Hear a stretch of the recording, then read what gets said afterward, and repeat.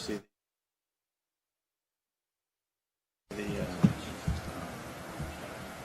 there's a lightning flash. It's out like Nebraska or something like that. What they do is they use these rockets. They have a cable tether to the bottom of the rocket, and they send it up like 2,000 feet to guarantee a strike. It's crazy.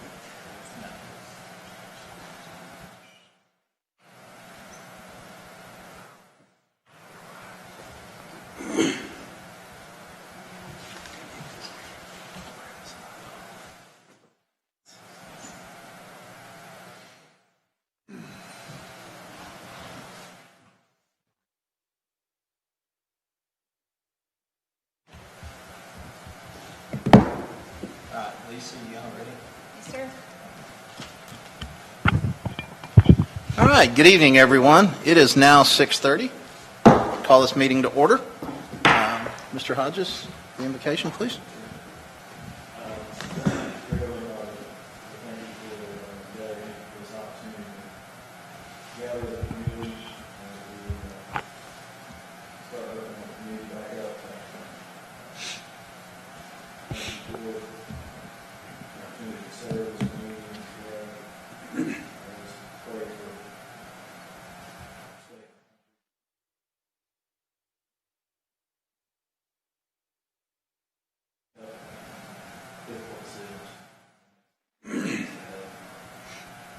Pray for those medical professionals and hospital staff. Pray for their safety.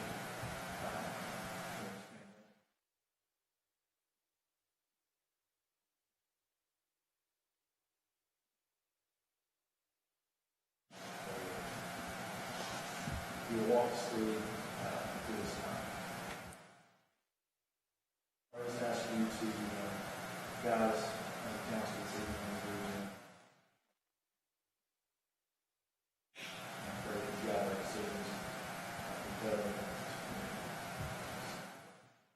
Amen.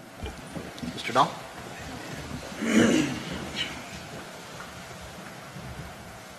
Pledge allegiance to the flag of the United States of America and to the republic for which it stands, one nation, under God, indivisible, with liberty and justice for all. Honorable Texas flag, I pledge allegiance to thee, Texas, one state, under God, one and indivisible.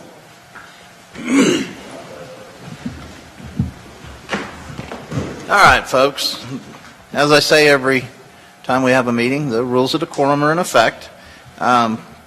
Before I start the next piece, which is the citizens' comments, I notice, if you haven't noticed, we have 2 Boy Scouts here tonight. Guys, we've all been in a position as children and as adults, and it gets very tough to stand up in front of people and speak. Please be very, very welcoming to these 2 young men. They are going to be doing something tonight that involves public speaking, so let's keep them from being nervous at all. So, all right, first up is citizens' comments. Mr. Donegan, you are first. Mr. Donegan is here with those young men, by the way. Thank you, and good evening, council and staff. I appreciate the opportunity to speak before you this evening. I'm here to address the items, the item number 6.3 in terms of the city discussing the process for comprehensive plan and planning. And I'd like to recommend to the city council that the first thing, that a series of city workshops open to the public be done before the council or the P&Z really take up the matters, and I think Mr. Coker here might possibly be recommending that or not, but I let the city planner handle some workshops and get some input from the city, and then move that back into the arena of discussion and action for the P&Z and the city council. I think that gives input, allows the citizens to come in first and then plan from that. And I'd also like to recommend that during the comprehensive zoning change that the city once again take up the idea of a downtown district, a downtown area, also multifamily to include senior living areas, and then also any possible major recreation areas in terms of places where people can congregate to have recreation. And then lastly, specifically study places where schools are going to go in the city because of our city limits and the proximity to other major areas of growth in the county. I think it's critically important also that we identify areas where we want to see schools. I thank you for your time, and I certainly thank you for the work that you do. God bless. Thank you, sir. All right, first up is going to be one of our Boy Scouts. David, you're first up. Now, just so I'll walk you through a little bit of the process of what happens during citizens' comments. You'll come up there. The microphone's already on. What you'll do is state your name and your address, and then whatever it is you want to comment on. Okay? My name is David Swan, and I live at 471 Monterey Drive, Rockwall, Texas. And I think that there should be more dog parks because there is not a lot of them, and that there should be malls for more business. And I also think the most important thing the city needs to do for its citizens is stoplights for safety, more stoplights. Okay, anything else? No. Okay, well, thank you very much. Thank you.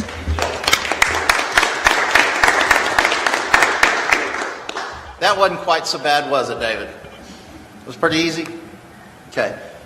Matthias, you're next. Same thing. If you'll walk up there, state your name and your address, and then whatever your comments are. Hello, my name is Matthias Tollison. I live at 2740 Ridge Lake Lane. We just moved to the city of McLendon-Chisholm 3 weeks ago. I'm working on my citizenship in the community merit badge, and we are to attend a city council meeting and speak to the council. I would like to comment about the comprehensive plan for the city. This is what I think the city should try to provide planning for.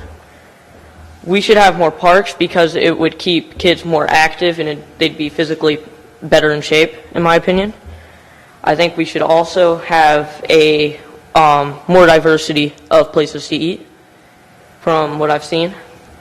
I also think the most important thing the city needs to do for its citizens is get a voluntary police force, in my opinion, because it's not very expensive and it's just a nice little bit of protection. And that's all I have to say. Thank you for your time. Thank you.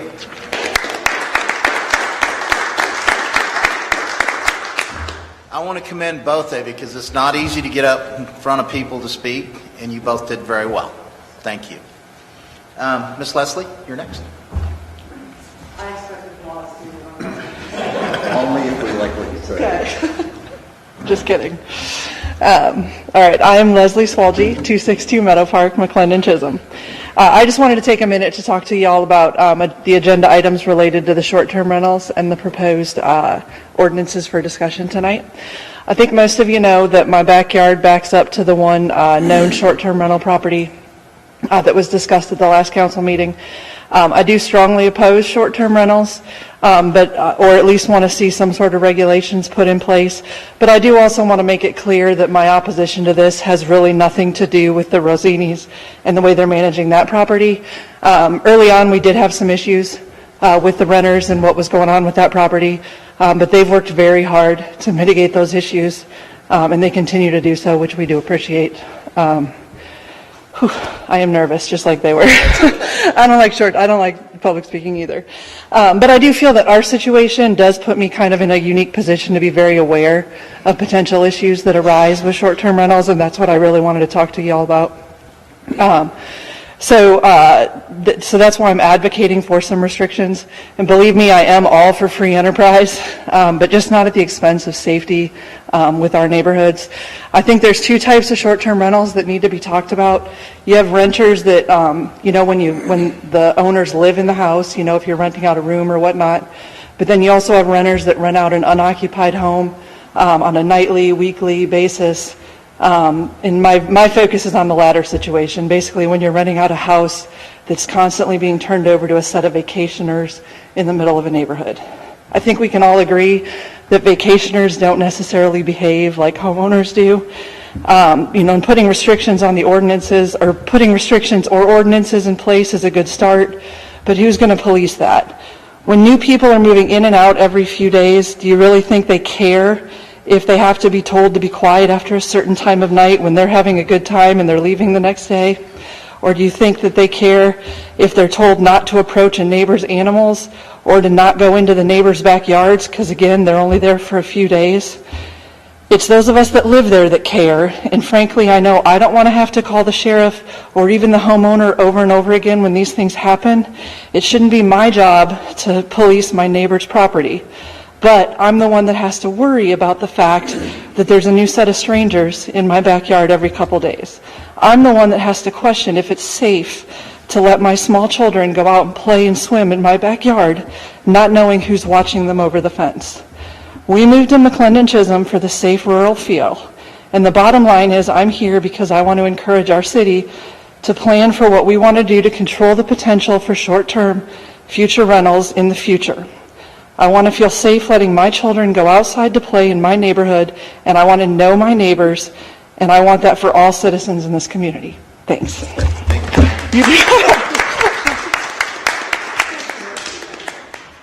Mr. Kippett?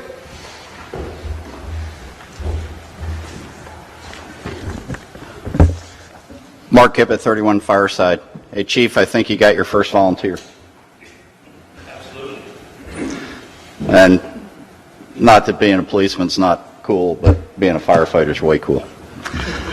Okay, so I have two comments. First is a broad comment associated with as the development of the budget's being developed. You know, we're going through the impacts of COVID-19 on governmental budgets across the nation and here in Rockwell County. And right now, America's suffering financially. There are a lot of Americans that are in the grips of a financial crisis, a calamity, and that's only going to get worse as this period goes on. Just the other day, the Wall Street Journal noted 30% of the mortgages were not paid in the United States in this last period, this last 30 days. So that's just an indicator to tell you where things are going. So in light of that, I would encourage the City Council to carefully work through the budget, and I would highly encourage freezing employee budgets or employee salaries for the next year. As the rest of us move through this crisis. That's not directed, at any individual. I just think we're all in this boat together, and there needs to be a sense of shared sacrifice. Second point is really addresses items 6.7, 6.8, 6.9 in total, and that's around the construction of the new firehouse. It's a great opportunity that the city is facing, that we're going to create a structure that's going to outlive virtually everybody in this room. Certainly our Boy Scouts here tonight will be here around a lot longer.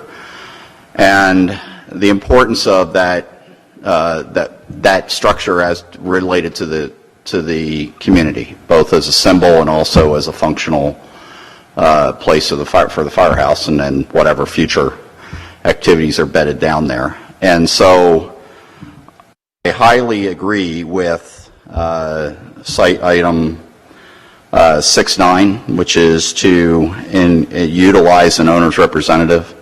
Having worked with Commissioner Bailey on the construction of the new courthouse or the new jail, I've watched that process over the last year and a half as they've worked through that to get to their guaranteed maximum price.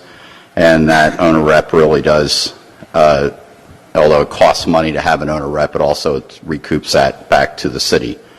You'll get varying estimates, but it will be a lot cheaper. And the beauty of the owner rep is you're paying for expertise and experience that will avoid some things that otherwise could have been done. this baffle that we have in our beautiful city hall that creates a sound trap.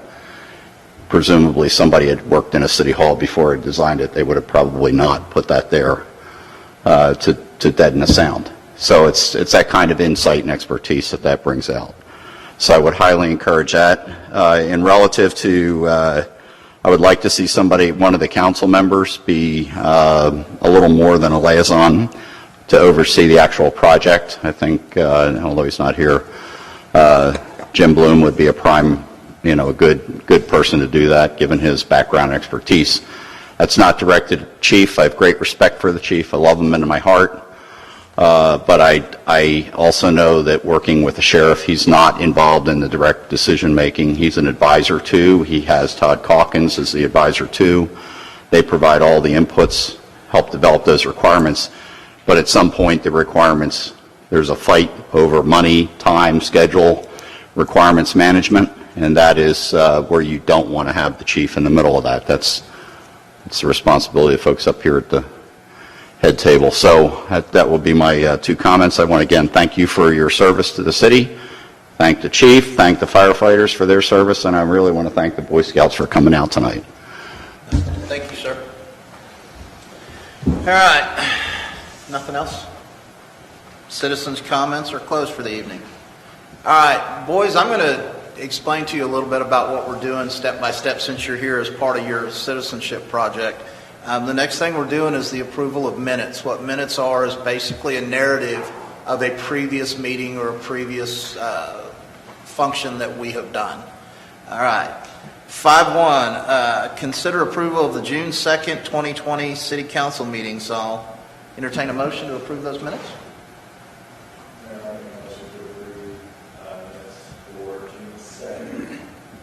All right. Do I have a second? I'll second. All right. Is there any discussion on that? No, sir. All in favor? Aye. Aye. Aye. Show that one unanimous. Moving on to 5.2, approval of the June 9th City Council work session. I'll entertain a motion on that. I'll make a motion to approve the June 9th, 2020 City Council work session minutes. All right. Do I have a second? Second. All right. I've got a motion and a second. Is there any discussion on that one? If not, all in favor? Aye. Aye. Aye. Okay. All right. Now we'll move on to consideration, or excuse me, items for consideration. Boys, what this next step is the actual business that we're going to do tonight, the different agenda items or subjects that we're going to be discussing tonight. First one, 6.1, presentation, discussion, and action regarding the fiscal year 2018-2019 City Audit. Ms. Lisa, I'll turn it over to you. Yes, Mayor. This is a presentation followed by a scheduled action to accept the audited financial statements for fiscal year 2018-2019. Last October, Council engaged the firm Murray, Pascal, and Caperton to perform the audit. They are finished at this time, and they are ready to present their findings. So there'll be an opportunity for you to ask questions. So I'd like to introduce, we refer to them as the Kyles, Kyle Caperton and Kyle Alice, to present your audit findings. Okay, guys, I'm Kyle Caperton. I'm the audit partner at Murray, Pascal, and Caperton, our office over in Forney. Kyle Alice is another one of our partners, and he takes a special interest in this audit because he lives in McLendon-Chisholm, so he's always excited to know what we find or figure out, and so he's really involved in the audit, and specifically lives in Sonoma Verde, so he's curious what's going on with that PID. But as you guys know, we've been working on the audit for a pretty long time. Audit's hard to get through. It's a lot of stuff, a lot of things that Lisa has to work through, a lot of things that we ask Ray to do. And so Ray Smith, your CPA, spends a lot of time answering our questions. And this year we specifically had to work through a lot of stuff with the PID because, phase 2, some things were completed, turned over to the city, and there was just some confusion, some complications there. We had to get Ray really involved. Mary with P3 Works was really involved in that, and Lisa was really involved. So we spent a lot of time working through that. Also, this year, I know it's a long time ago, but go back to the end of 2018, early 2019, that's when you were getting a lot of your fire department set up, a lot of the equipment, all of that stuff was happening. You got some grant money this year. That was complicated and confusing. And so all of those things led to a pretty long audit, and at times us not being happy with Lisa, at times her not being happy with us. But it was, at the end of the day, we worked through everything. We feel good about everything. I think you have a copy of your financial statements. I'm not going to talk through all of the numbers. A few things that I'll just tell you that are in there this time. We did not issue a separate PID audit this year. I know we discussed that with Lisa. I know that some of you guys have been in that discussion. We consolidated some of the PID information in here. But anytime we talk about the PID, we make sure to disclose that it's not city responsible debt, it's not taxpayers responsible for that debt, it's a separate assessment, so we make sure to clarify that. And those debt figures aren't included in your balance sheet. Your city balance sheet doesn't have the PID debt in it. It's just a footnote disclosure later in the financial statements. But guys, I just kind of wanted to take this opportunity for you to ask us any questions, either myself or Kyle, questions about the city audits, questions about the PID, how we kind of worked through that. Anything that you would like to ask us, or if you don't want to ask it in this form, you could easily call our office or shoot us an email. We'll be happy to get back to you and answer those questions. Any questions for him? No, sir. I don't think we have any questions at this time. Okay. Thank you, sir. All right. Well, if there's no questions, I'm not going to walk through all the numbers because it's a long process. I get it. And other than that, I think we're probably going to take off if that's okay. Yeah. Sound good? Thanks, Kyle. Yes, thank you for your time, guys. All right, I'll entertain a motion to accept the fiscal year 2018-2019 audit as presented. Mayor, I'll make a motion to approve the 2018-2019 audit report as reported. All right, do I have a second? I've got a motion and a second. Any discussion on it? If not, all in favor? Aye. Aye. So that one unanimous. Moving on to 6.2. Thank you, guys. You want me to turn this microphone on? No, we're going to have somebody up there again, but thank you. Okay. All right. The city's financial advisory, Jason Hughes, will present information related to remaining city hall debt, early payoff scenarios, and related matters. Ms. Lisa? Yes, sir. There have been some questions lately from both citizens and council regarding the possibility of an early payoff of the City Hall bond debt that was issued in 2015. Jason Hughes is the city's financial advisor. He's from Hilltop Securities, and he's here to provide some background regarding that bond debt that was issued, and as well discuss some early payoff scenarios. Okay. Jason Hughes. Jason, welcome. Mayor, Council, good to be with you again tonight. So, as Lisa said, what I'm going to do is just very briefly go through, and I'll talk a little bit about the 2015 COs when you issued them, a couple of the flexibility items that were in there. I'll talk about what you're allowed to do under state law, and then I'll wind up, as Lisa said, kind of talking a little bit about if you wanted to take out some of that debt, then kind of what that would cost. So please feel free to interrupt me. I believe you have a copy of this, or were provided a copy of this. So as most of you probably recall, the city issued just under $2.1 million in 2015. At the time you issued those bonds, they had maturities that went out to 2035. So that was the final maturity at the time of issuance.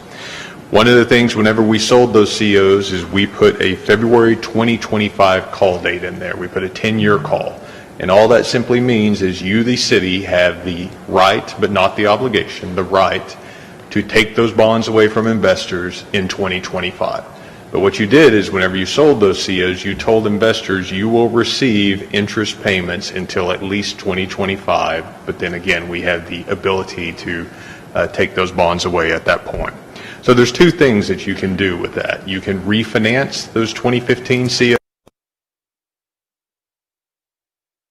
simply taking a higher interest rate, trading it for a lower interest rate. So that's what we call a refunding. So you can refund those. One thing I would say, as you can see there, that second bullet point, tax law changed in 2018. And what we used to be able to do is I could come to you tonight and say, okay, these bonds aren't callable till 2025, but because of how low interest rates are, we can take them out now. What 2018, the tax law change did is said, okay, we have to be within 90 days of that call date in order to refinance those on a tax-exempt basis. So as you can tell, again, that call date's February 2025. We obviously have about 4 to 4.5 years to go before we get to that call date. Now, the second thing you can do is you can actually pay off those 2015 COs. The difference being on the refunding that I just went through, you issue bonds to take those out. If you have a payoff or what's called a defeasance, you take cash on hand, and then you use that cash on hand to pay off those bonds early. You can do that now, okay? And one thing, as you can see there, in August of 2018 and July of 2019, you actually defease some principal on those COs, about $170,000 in August and then $65,000 in July of 2019. So what you have outstanding right now in principal is $1,550,000. Again, that's from the original issuance of $2,090,000. By defeasing that debt, the final maturity, you actually took a year off of that, so your final maturity went from 2035 to 2034. And that's because whenever we do a defeasance, we take bonds off the last, right? So you're trying to shorten that debt and pay it off. Now, a couple of things here. Whether you're refunding or defeasing debt, first off, this requires council approval on either of those items. Second thing, as you can see there, what happens is if you decide to do that, and I'm going to focus mainly on the defeasance since that's what we're really discussing, what you do is you take action to defease those bonds and you establish an escrow. And so you take those dollars, you put it into escrow. That, along with the investment earnings on the escrow or the interest earnings on the escrow, is what is used to pay off that debt, okay? So as you can see there, all principal is repaid. So at the end of the period, no matter whether you pay these as scheduled or pay them off early, you will pay $2,090,000 in principal, and then the interest to the call date is paid. So again, the interest component that will be paid up until February 15, 2025 has to be paid regardless, okay? So as you can see there, one of the things too, at the point at which council approves defeasing the debt, that's when the escrow is established. So in other words, if you were to approve that tonight, and there's nothing for your approval tonight, but just as an example, you would fund that today. So it's not one of those things where you can approve that and then fund it at a later point. You have to spend dollars today in order to defease that. Once funds are in that escrow, that's all they can be used for. So as an example, if you went ahead, you decided to defease that debt, and then let's say, 12 months from now, because of COVID still going on or what have you, you wanted to access those dollars, you legally cannot access those dollars. Those dollars are put into the escrow. They have to stay there to pay off that debt. And then that last bullet point, federal tax law is set up where you have what's called a bond yield.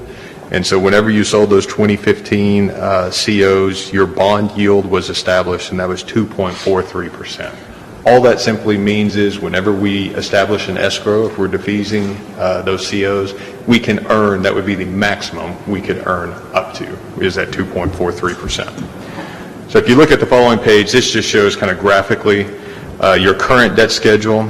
You pay principal and interest in February, and then interest in August. So you have annual principal payments, semi-annual interest payments. And that top there just shows, again, your call date of February 15, 2025, and your final maturity. If you did nothing, if you just paid those COs out as they are currently structured, final maturity, again, is February 15, 2034. That bottom graph there does show if you decided to defease all of the debt. And again, what you've done in the past in 2018 and 2019 are partial defeasances. But if you defeased all of that debt, then as it shows on the top, you'd pay all the remaining principal, and then you have that remaining interest again to the call date of February 15th is what would be paid. So what does that mean as far as numbers? If you turn to the final page, page 3. So I went through, you do have, again, your August 15th payments coming up. So as you can see there, you have principal and interest for a total of about $114,000. So those, again, are your normally scheduled payments that you'll pay in August.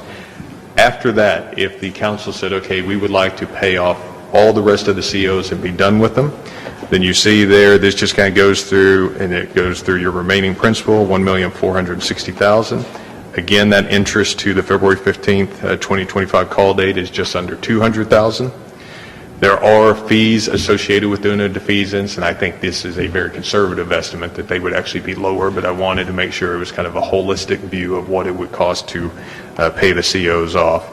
And then as you can see there, the interest earned on the escrow, and these were as of rates at the end of last week, is 0.3%. Remember what I said, you can earn up to 2.43%, but what you would be earning because of where rates are right now is 0.3%. So if you look at it, it's a pretty inefficient use of the money in that regard as it relates to how much you could earn versus how much you would be earning based on where rates are right now. So as you can see there, the total amount that would be needed, again, that $114,000 rounded for your August payment, and then roughly $1,650,000, just again rounded, it would be $1,762,000 approximate to pay off those 2015 COs on August 15th of this year. That, of course, will change as interest rates change, as what we could earn in the escrow changes, that number changes. But again, to give you an idea of what it would cost in order to take those COs out now, that would be the approximate cost to take out, again, all the remaining 2015 COs. So with that, I'd certainly be happy to go over anything, to go into any more detail you'd like, or answer any questions you may have. Anybody have questions? Jason, so again, to dumb that down a little bit for me, I mean, I don't see a huge financial advantage to paying off anything early prior to February 15th, 2025. Is that your interpretation as well? That's exactly right, because again, that's where you really get your savings, is once you get to that call date. Again, at the call date, then you're not paying any interest. So that's where all of your savings come from, whether it's a refunding or a defeasance, is from that point forward. Okay. Thank you for your time. Yes, sir. Ms. Trudy, any? And so I guess it would be the same if you every year took a little bit out of your budget that you maybe had a surplus and put it into paying off that debt. Again, that would be money that would just be sitting there that you couldn't use for anything else, and it would just languish and not get the same kind of interest rate that you would if you had an normal account. That's right. You could certainly do that, set that account up, and kind of sweep that money to the side at the end of the fiscal year and just be prepared to pay that off as you got closer to that call date. You could certainly do that. The other thing that I would say, too, is if we saw a situation where those rates that we could earn in the escrow started to increase and we could get closer to that allowable 2.43% rate, then you could look at it and say, okay, this makes a little bit more sense because we're getting more bang for our buck by paying it off if again, we could earn more in the escrow. Is this something that we should look at every year? I think it's certainly something that, yes, I mean, I can talk with Lisa, and that's one of the things that I do is I look at refinancing opportunities. Lisa's talking with me about, well, we may have some extra funds. And again, as you did in 2018, 2019, we can take out small portions if you would prefer that. But yes, I would recommend this as part of the budget process, looking at this and planning for that going forward in the future. Thank you. All right, thank you, Jason. Any other questions? Mayor, may I? Yes, ma'am. Jason, as a compromise between defeasing debt early and thoughtfully kind of setting money aside, we established a fund balance policy last year. Mm-hmm. Would it be reasonable to add a new paragraph that states, you know, we've established a fund for early debt payoff, and as we have surplus, maybe set some of that surplus aside for early debt payoff, but at least that way we have a little bit more flexibility. If we needed to change the policy, we could, just in case. I think that makes sense. I think that makes sense, and I think it's always good to have it in a policy form because obviously that's something that comes to you for your approval. So I think it's kind of twofold where it gives council, not only this council, but future councils direction on what those dollars are really earmarked for. And the other thing I will tell you too, as you remember in 2015, we got a credit rating from S&P. That's one of the things that the credit rating agencies are all very, they want to see that. They want to see where you have policies and that you're taking care of your funds and you have them where you're, whether it's paying off debt early, whether it's increasing your general fund balance. The fact that those are policies that are approved by council and reviewed is very favorable. All right. Thank you, sir. Thank you so much. All right. We'll move on to 6.3, presentation by City Planner Mike Coker regarding recommended process for the comprehensive plan update. Ms. Lisa, I'll turn it over to you. Yes, so as requested by council, Mike Hooker is here to provide kind of an overview regarding the process for the comprehensive plan update. We had talked about the possibility of funding that in the upcoming budget, or maybe even in this year, since we will likely have some surplus. Mike Coker? Thank you, Lisa. Mayor, members of the council, Michael Coker representing the city. I want to give you a short PowerPoint presentation that will kind of walk you through the foundation for comprehensive plans and the process. We'll follow that as I'm recommending it. Next slide. So the Texas Local Government Code, in the portion that covers zoning, and we do a lot of zoning here, it requires that your zoning comply with your comprehensive plan. Okay, so we have to adopt, and I think Mr. Donegan talked about the upcoming, we're going to have a workshop about changes to our zoning ordinance. And whatever we do has to comply with the comprehensive plan that we've adopted. And we've already adopted this comprehensive plan, so we're talking about updating it. Next slide. So then Section 213, which is really the chapter out of the Texas Local Government Code that covers how you prepare and adopt municipal comprehensive plans. And the reason that we have this at the state level is it's designed to promote development and promoting the public health, safety, and welfare. And then it goes into Section 2 of this chapter.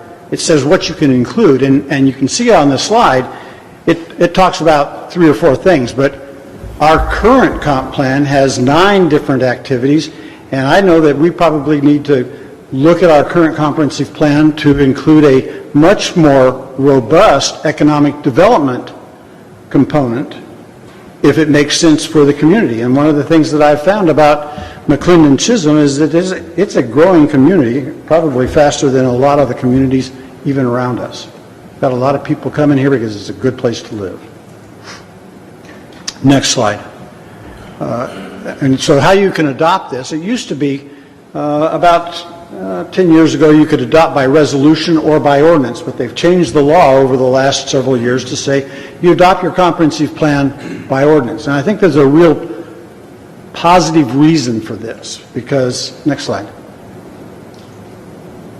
it kind of has it does in fact have the level of enforceability that any other law would have. So if you have somebody who is specifically violating the comprehensive plan, let's say that our comprehensive plan said that when you're developing in the city, that if the thoroughfare plan says that we need 100 feet of right-of-way and we only have 80 feet of right-of-way and you're going to give 10 feet of what we need on your side of the development, and you decide you're not going to do that, well then we have 2 options. We can not process their application for platting or zoning because they failed to comply with the regulation, or if we go ahead and do the zoning and they don't do their part, then they can be punished, and it's up to $2,000 per fine. So just to underwrite the fact that by adopting your comprehensive plan by ordinance, it's a law. It's not just a policy statement anymore, it's the law. Next slide. So the general consensus, both at the American Planning Association and the Texas Planning Association and most of the jurisdictions that I work in all over the country, reviewing your comprehensive plan at least every 5 years makes really good sense. And for McLendon-Chisholm, it makes a whole lot of sense because we are growing very rapidly. And the rules that were in place when this comprehensive plan was adopted may need to be modified. When we did this the last time, we had 12 and a half square miles. We still have 12 and a half square miles by and large. We've maybe taken in a little bit of property, but not a whole lot. But we got a whole lot more people. We've got a whole lot more people. So it makes sense for us to evaluate and amend our plan as the community. When I say the community in this case, the elected officials are the front end of this, supported by your appointed officials, but the community is going to tell us what we need to do to reinforce the vision that they've got and that you enforce over the course of time. Okay, so here's what I kind of think about comprehensive plans. Go back one, would you, Lisa? maybe I changed it around. Go down 2. Go forward 2. There. Competency plan should be easy to use. The plan needs to be easy to read and easy to understand for the citizens, for the developers, and others who are interested in the current and future vision of and for the city. And when I say that, we want to be able for somebody to pick up our plan and understand what it is that we want them to do for us in the future. When I say for us, for the citizens of the city. So our current plan is pretty easy to understand, it's pretty easy to read. I work in a lot of jurisdictions in North Texas, and there are comprehensive plans that if you don't have a master's in planning, you're going to suffer. I don't like that. And I'll give you an example. Flower Mound, Texas. I do a lot of work in Flower Mound. It hurts me to pick up their comprehensive plan because there are 15 layers like an onion that you have to go through to get, and then you build it back up to get to where you want to go. It's hard, and I don't think that's right for the citizens. I don't think that's right for the people who want to live here, and I don't think it's right for the people who want to spend their money and develop here. I think it needs to be easy. Now, I work for the council, and if you don't like the way I look at this, I'm okay with that too. Easy to update. We've had, I'd say we've probably had half a dozen changes to the comprehensive plan since it was adopted in March of 2016. We worked on it in 2015, a lot of work. Got adopted in 2016, so it's been 5 years, and things have changed a whole lot since then. And then the last thing on this little list is it needs to provide guidance to the community and to those who desire to live here or work here or build here, to invest here. And that goes back to that first bullet up there. It's got to be easy to use, and I think that we need to make sure that if there's a part of it that's confusing, that we fix that. And we may have some parts in our current plan that want to go back, that may need to be modified. I'm not sure. Go back one slide, Lisa.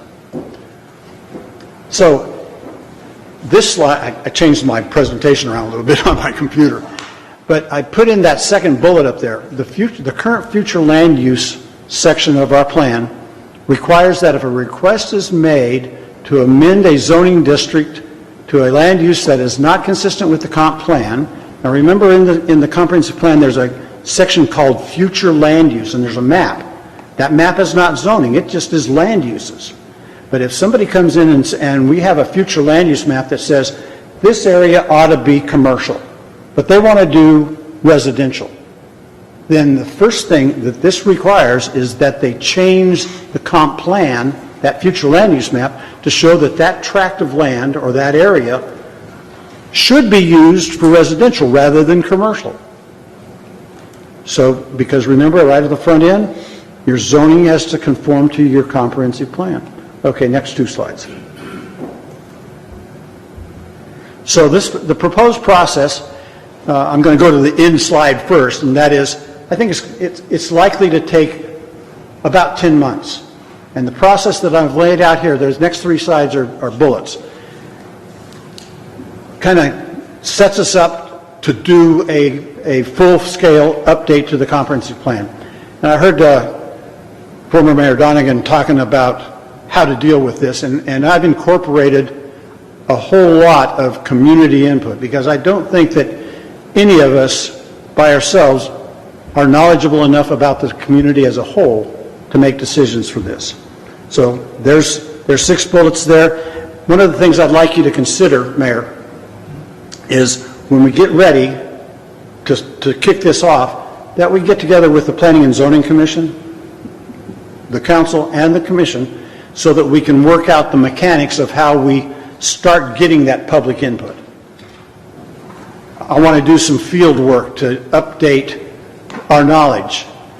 It would be important for us to know how far along the U.S. Census information is going to be, because when we did it in 2015, we were able to use updates from the census as well as from COG and the other groups that provide input to communities like ours. But we may have a real good opportunity to update the demographic part and our population part because of the census. So go through this one, next slide. So after we've had these meetings and we've decided how we're going to go and how we're going to provide that community input, create a draft. And this draft document then becomes a real document that everybody in the community, not just the Planning and Zoning Commission, not just the council, but all of the community, have an opportunity to give us feedback. We want the feedback. We want to be able to encourage people to talk to us. I don't know the answer to this question, but you may want to have some kind of a interactive tool that is on our website that allows people to make comments about what they think needs to happen. I think I heard somebody earlier today talk about a kind of a main street area or something like that. If that makes sense to the community as a whole, then we got to figure out how to do that. So then the process, after we've had public meetings, we do another couple of rounds of modifications with planning and zoning and with the council. And the reason I'm suggesting that we have combined commission and council meetings is when this thing gets to the point where you're going to take action, it needs to come through the Planning and Zoning Commission for their consideration, their recommendations, then to you for a public, no less than one public hearing and maybe multiple, before you adopt it. And you might adopt a document that has minor modifications or even some big modifications at the council meeting. And if that's the case, then we're going to ask Mike Holla to write an ordinance that you can come back and it's not a public hearing then, it's just an ordinance adoption. And that becomes the rules for the future. It establishes where we are today and it provides the future for the community. Next slide. I think there's one more slide, Lisa. Oh, you're done. Good. Timing. Takes up to 12 months. And I did not put in the funding because I sent the city administrator an estimate of what I thought it was going to take. And I think that she's distributed that to you. So the last slide should say questions.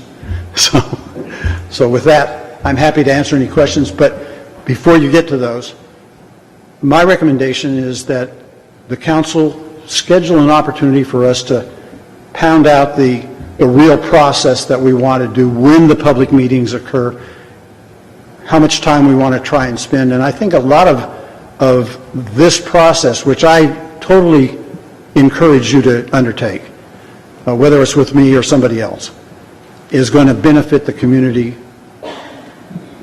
dramatically because things are changing so much in this community. And it's changing quickly. So with that, questions? Well, before 2015 or 16, when was the first, or when was the previous comprehensive plan done? It was done in 2010, and it was amended in 2012. So 10, 12, 15, 16. Right. Correct. And there was a comprehensive plan before the 2010 one. Actually, it was a 2008 one updated in 2010. That's the timeline. But there was a plan before that. It wasn't very robust. It was pretty. It had a frame, and frankly, I think when you out in the hall here, there's a little sign on the wall that says we want to maintain our rural atmosphere or something like that. I think that was kind of the comprehensive plan. Let's maintain our rural atmosphere. And I think a lot of the community people that move here want to do that. But I think there's also an awful lot of people that love Sonoma Verde, which is, it's in the country, but it's a real tight-knit community. You live there? At any rate, other questions? Mike, just kind of break down, do you feel like we need to, are we looking at a refresh, or are we looking at a complete redo of the comp plan? What I think we should do, Councilman Hodges, is to evaluate all the current components and to see which ones of the current components of our plan need to be revised, updated, and modified.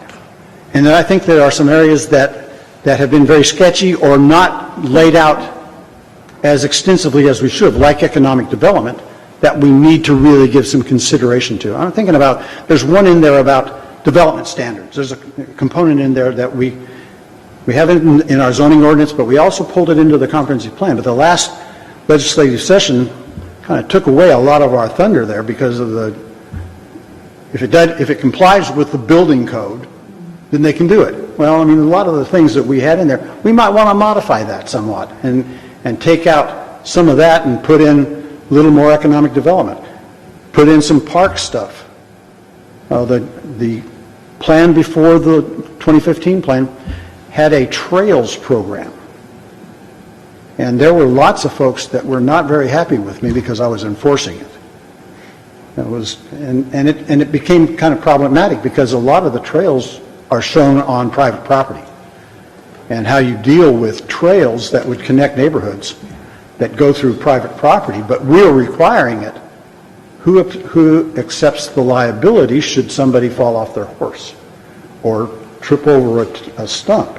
And so the council back in 2015, 2016 said, I think we need to take that part out for now. But if a community wants to put in their own homeowners association trail system, have at it.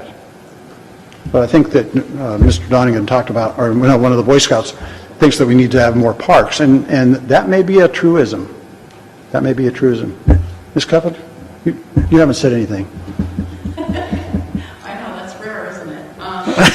I did not say that, for anybody here listening. I'm walking at up to 10 months, or the 10-month time frame. Is that the standard for doing a comprehensive plan? No, ma'am. I just didn't want you, if I said 6 months, which is what I really think, and it took 7, I didn't want to be the bad guy. And one of the things that will make a difference on how much time it takes, and my company is fully prepared to start on this whenever you fund it, whenever you say to go. And once we've laid out the process, you know, we're going to do it by the task 1, 2, 3, 4, and some of those tasks run concurrently. But I think that if we have good citizen participation, I think that probably we get through an update, a thorough update, in about 6 months, could be 7. But I wanted to put in 10 because, I mean, we're coming into, with this COVID-19 thing, it's hard to determine now from summer, although summer starts on Thursday. I think we already have individual citizens that are interested in working on it. Well, I hope so.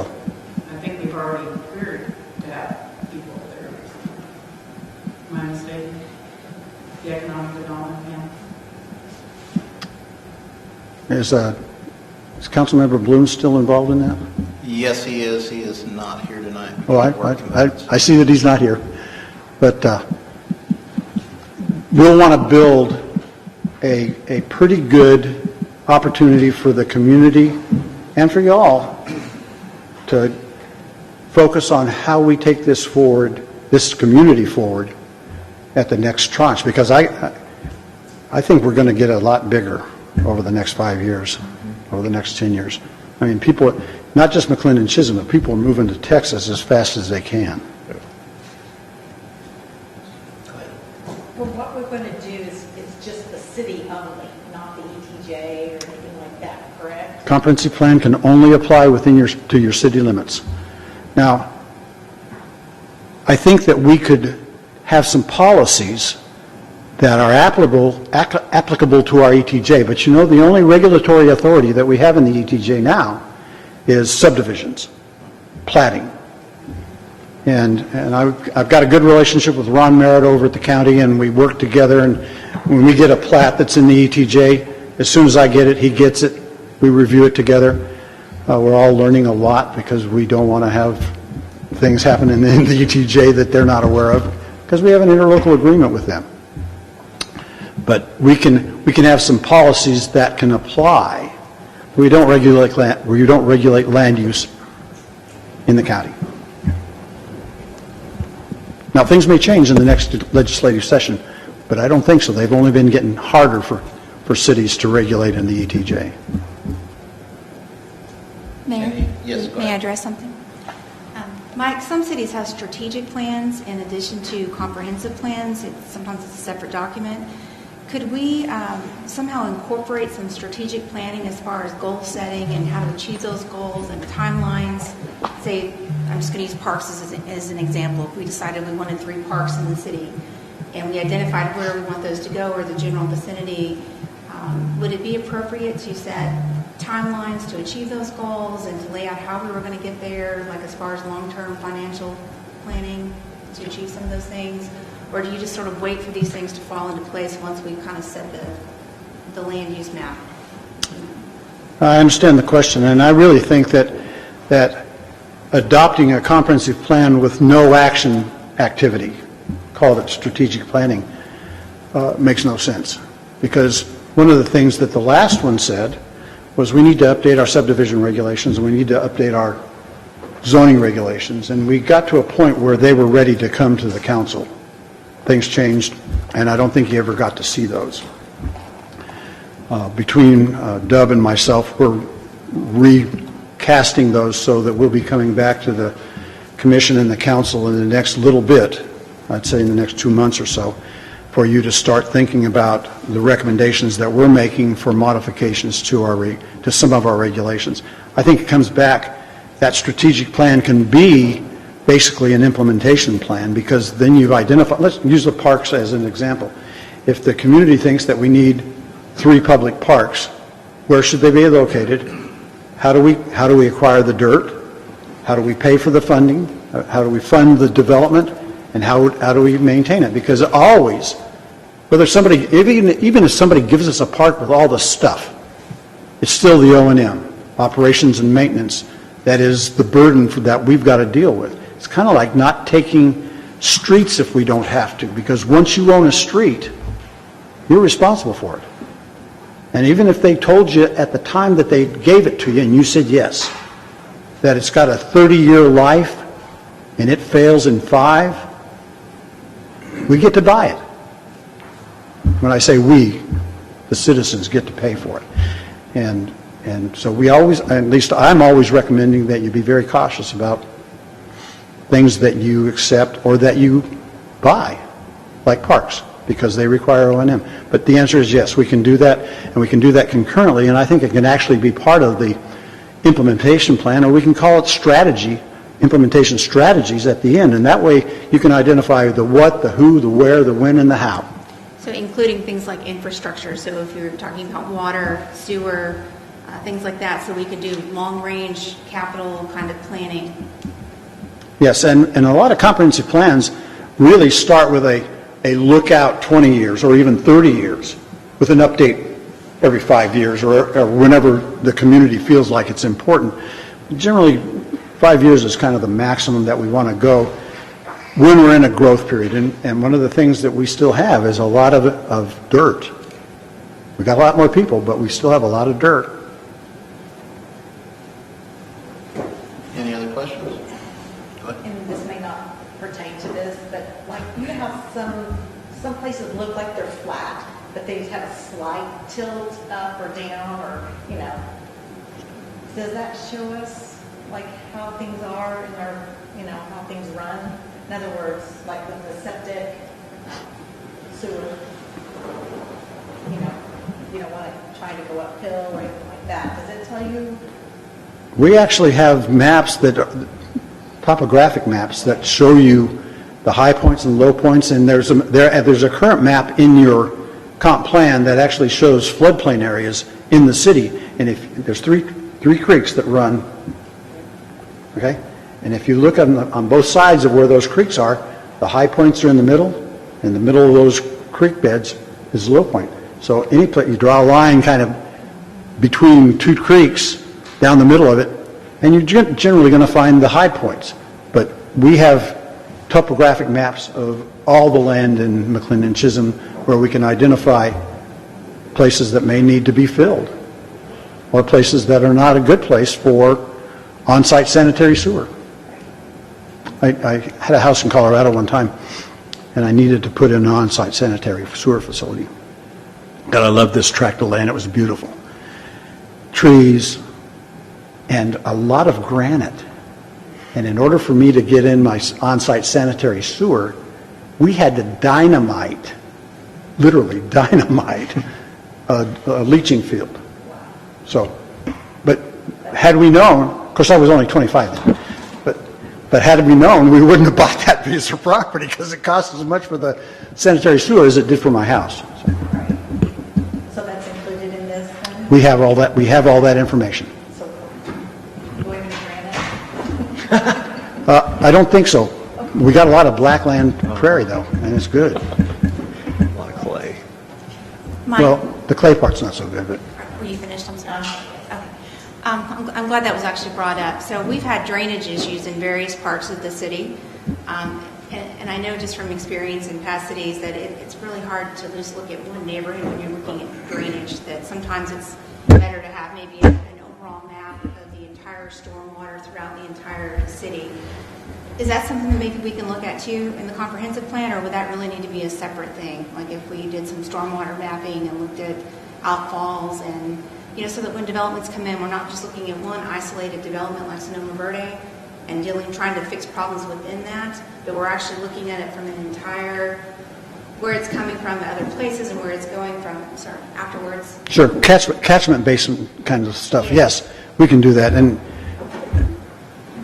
we can make it part of the comprehensive plan, or we can make the comprehensive plan refer to another element that either is included or not. Now, frankly, I think the comprehensive plan, as long as we keep it simple and easy to use and adaptable, can include as much stuff related to land as we want, and we should.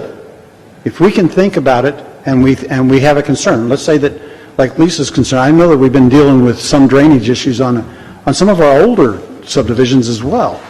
If we knew that we were going to have an issue early, we could have the engineers who are designing the drainage structures, for instance, or where the outfalls occur, we could have them do that at the front end rather than at the back end. Rather than remediate, make it something at the front end. So yes, we can. Any more questions for Mike? All right, thank you, sir. Thank you, Mayor, Council. I'm leaving. Can you turn that mic off for us, please? Do I just have to punch the There's a button? button on there. There you go. Yes, I can. Perfect. Thank you. All right, before we move on to 6.4, 6.5, 6.6, or 6.7, we're going to recess into executive session in accordance with Texas Government Code 551.071, consultation with the attorney to seek advice about pending or contemplated litigation or on matters in which the duties of the attorney of the city council under the Texas disciplinary rules of professional conduct, State Bar of Texas clear conflicts with the Texas Open Meetings Act. So it is, Also 7.1. Yeah, 7.1. It is 9. It is 7:32. We're recessed into executive session. Huh? Yeah. That was my fault.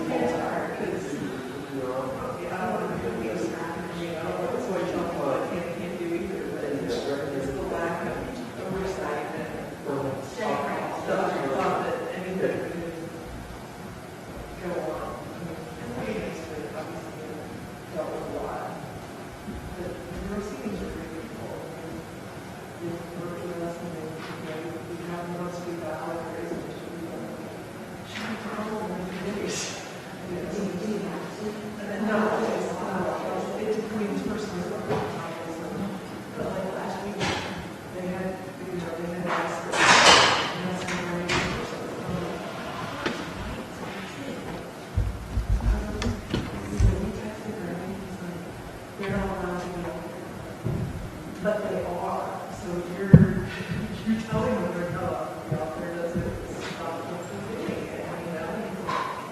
But Greg's great. When all my guys talk to them, they weren't out there again all weekend. You know? So they told their guests they have to be quiet at the time, and for the most part they are. But you know, by the month and I said that DJ is going around and it's fine. Usually the music is fine. There is times where yes, where's the fire? You have a Breaking Bad episode. Yeah, and it's like, and I'm not gonna, my 5 and 7-year-old middle of summer, I'm like, yeah. You're ready to replace. Yeah, play your own backyard. So That's really cool. yeah. And it's extremely.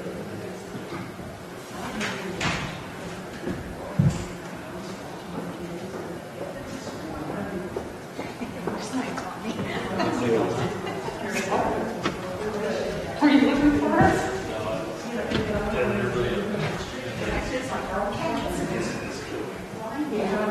Yes, that's all above. Yeah, we'll keep records. And so that's kind of what holding it nowadays. They have some sort of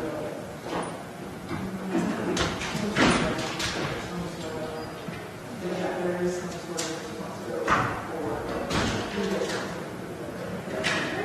there was things that try to work with us that have concerns. And they're nice and easy to work with. They're just not. But they're not. When we do have, but you know, they ask us, please call us before we call. We've got that. You know, so we, unless it's terrible. Which really, since they, you know, and they, since, you know, initially had some issues, but they, you know, they committed to trying to be better on it. Well, they were, yeah, they did, exactly. And so it's, I will say it has gotten better, but it also taught us something has to be done so that this, and, you know, we said it to Keith Short too, because he's the last meeting I felt like he would go. This was your next door neighbor in Snow Valley, where it's 20 feet from your backyard. I mean, at least for us, they're far enough away that unless the music is blaring, where they're truly like exploring the field, they're far enough away that, I mean, we're okay. But I live in Snow Valley. You know, I promise you, your homeowners association. well, and that may be. Covenants on that. But there's other, but like, so we're in a 2.5 acre. But the 1.5 acre, you know, Kingsbridge. Oh. Where, I mean, there's people who I was on the board of yeah. Chisholm Girls, and they wanted to, you would have amazing things get brought up with, you know, music. We intentionally, it's so funny to me, so like, we intentionally live somewhere with no HOA, because I don't want to be regulated. And here I am, sitting out of the city. Well, it's always been, so you know what an HOA is just an aggregation, but it's just a city that refuses to act. So it gives them the HOA. That's what I was. No, you're absolutely. Yeah, I'm against HOA because it shouldn't be necessary. The city should be doing exactly whatever the municipality is. Yeah, I always like my word underlines and creating more rules. We don't need more rules. We're trying to just like more. Yeah. It's and that's. I mean, it's exactly. I mean, and it's. Yeah. It's.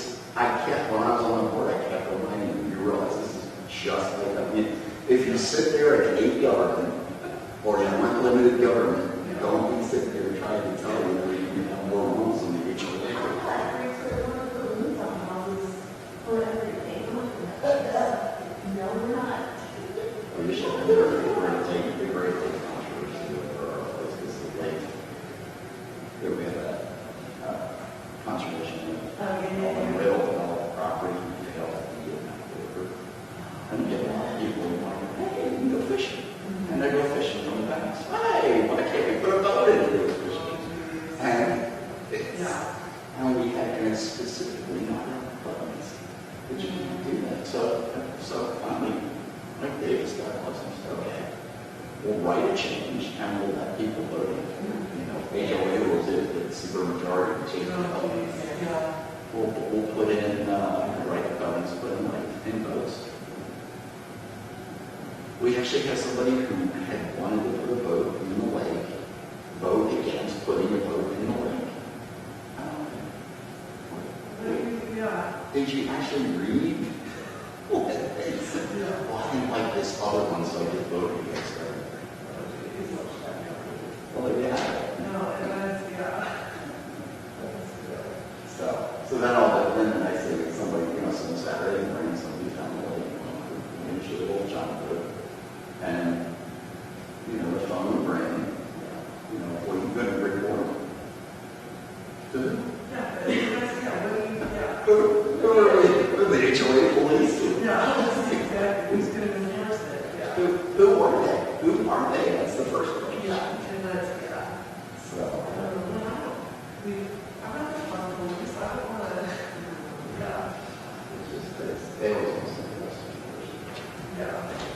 All right.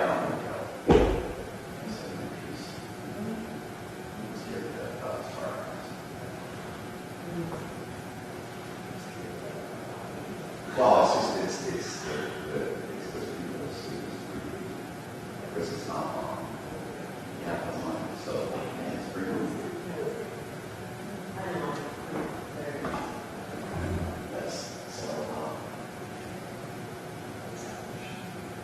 The beginning of the discussion about discussion.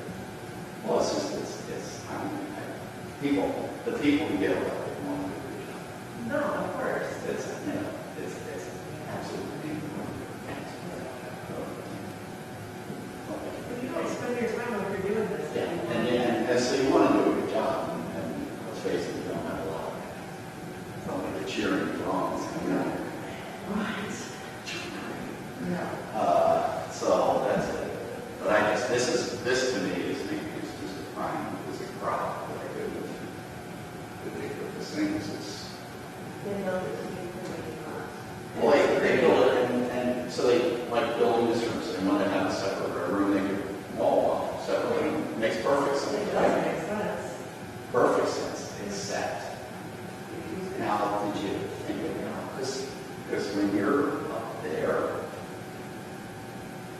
you know, hearing that here is, you know, if they don't talk anything like, Yeah. and they don't, you're like, and I would go for a hearing anyway, so anyway, so, well, I'm not sure they'll come to it. Because I'm not a big fan of your piece.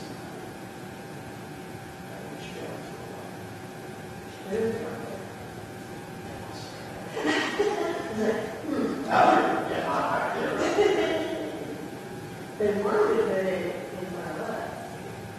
I heard about that. Yeah.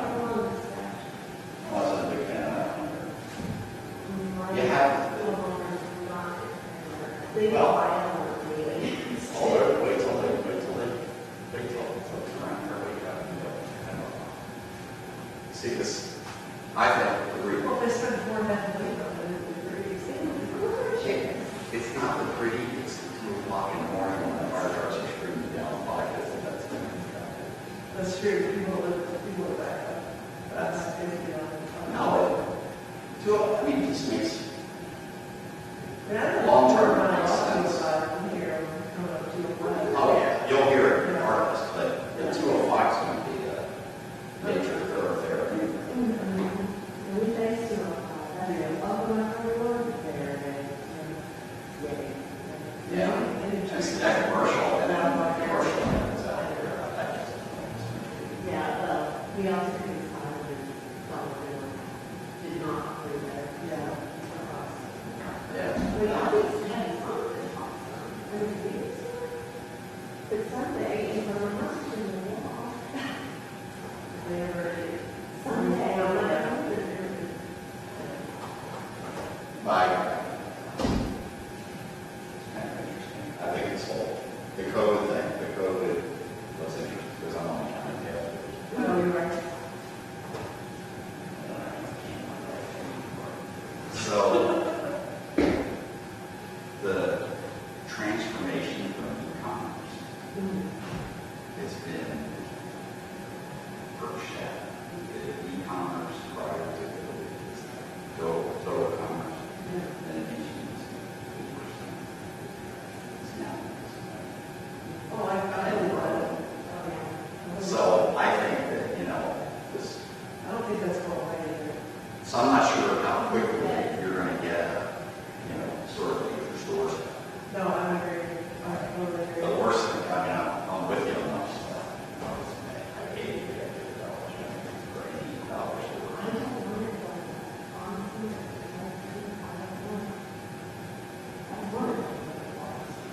Well, I'm a big fan for commercial development in McLendon-Chisholm, that the people that live in McLendon-Chisholm should be going. Yes. Other people can go. But it's these, the folks in McLendon-Chisholm, yeah, if they're not going there, you got that result. Why do you want to go to the park? Yeah, I'm not really trying to stop off on the way. Yeah. Hang out with the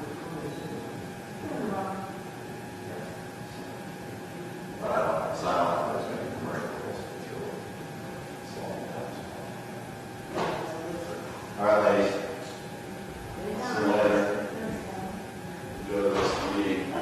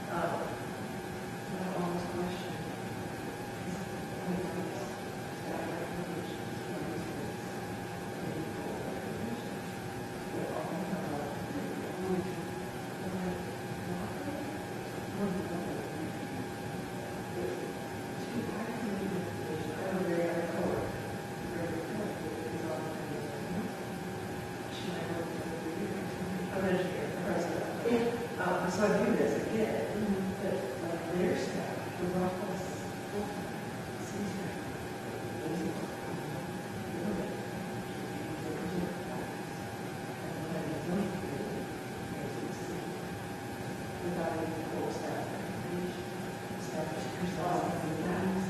and I was like, because I've noticed when you guys volunteers come out here, most of them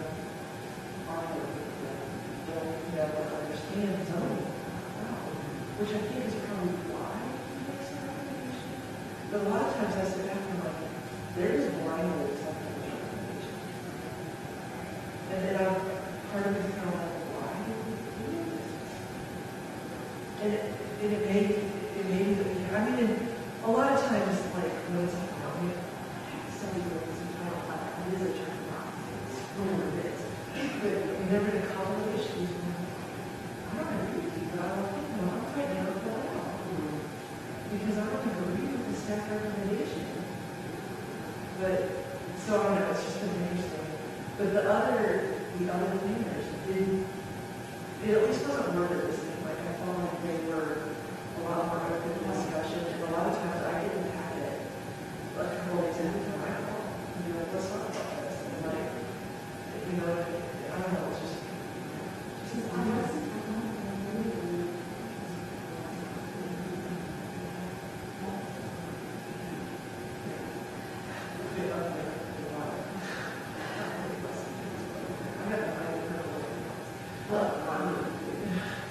well, I mean, I was quite like well, because it was one of those plans on the it was related to mine. And so part of it was I had personal, but we denied the zoning request for a change. And part of it was we had a volunteer, and the neighbors came out in force against it. I mean, it was I did not have a recommendation to become a city council. They didn't discuss it. Like, it came up. Public scope again, all negative, all of this time. They were to take a vote, we didn't discuss it, approved it unanimously. And I was like, and I literally, I said to her, because I got this and walked up, stormed out, my husband called me, because he was watching us, I came back in, I sat here until there was a break, he drove our people in there, and he tried to talk to me about it. I donate my time to the planning and zoning. Consider our recommendation for ask why you did it. I like we all know. But the guys are like, you guys have the right to not agree with us. You guys predetermine your vote. Like this is when, and that's what that was the whatever. Well, again, I don't know who your friends are, whatever, it's fine, I don't care. But it was one of those, I'm like, for it to be that blatantly obvious that you all don't care. Like, I literally said to him, I'm like, I came back in here to quit. And he was like, please don't quit. Because I'm like, but why would I give my time away from my family if the planning and zoning committee doesn't matter? And he, I mean, since then, I mean, of course, that's not. But I literally was like, but I came back because me stopping out here with a child is not appropriate. And that was really the one big controversial thing we dealt with. And it was unfortunate because I had a stake in the game as well. Like I said, since the new cover church was going to be so stupid, but it was what I was just, but I realized, like, wait a second, why am I serving on the committee? Why do you have a committee if you're in here? You know, like, I don't care if you make a decision that's different than what we recommend. I was sitting here, you all know on that committee. Somebody should have said, can we talk about that as our recommendation? Can we, she's like,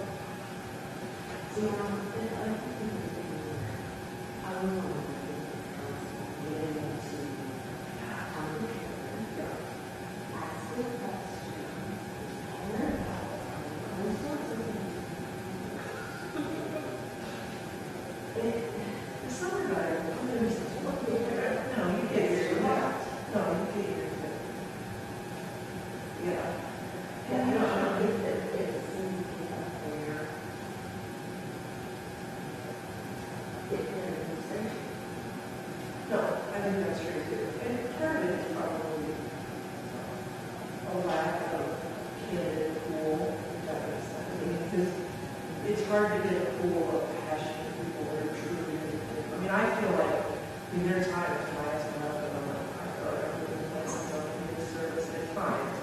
Because I get to leave and it's like, I'm literally like driving here, sitting in traffic, I would be up on that. And I'm like, I call my husband, like, I go straight to City Hall, I'm very motivated. I'm like trying to read the packet while I'm driving. You know, I mean, but usually we're just a pretty class or whatever, but I do like to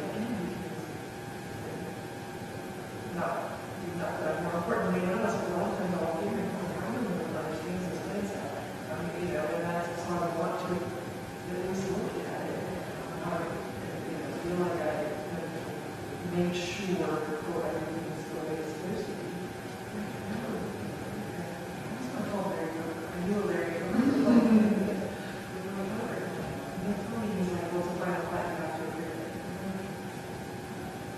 Agreed, but we should still be making sure everything is right. Based on the final plat meets the preliminary plat that we did approve, so I agree. But we still got to check the box, or whatever it is. We still need to make sure everything is. So, I would like to make some what the heck happened. It was like switcheroo, because I was floored.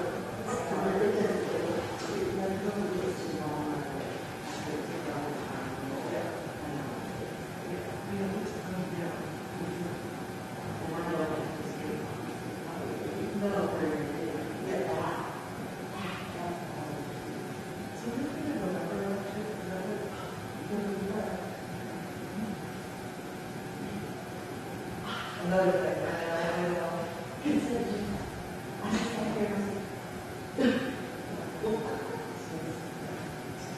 so that's what the current result is. So well, that's good. I think that's good because up until the time when I'm doing this, it's more having meeting rates, whatever. It's always issue a little bit. I want to feel whatever device going on. It's over. I'm not on either side. I want to raise both sides. I have friends.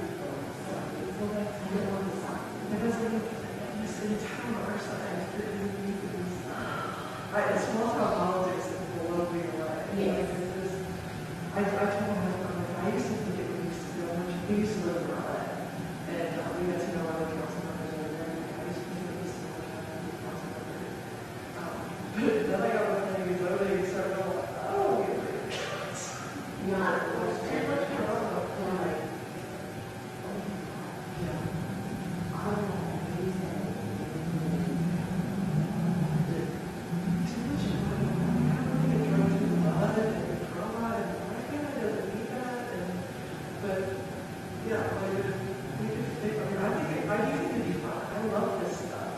but get to see first. It's not the whole of the, I just feel like, because I do feel like I understand a lot of this, I think I could bring value to it.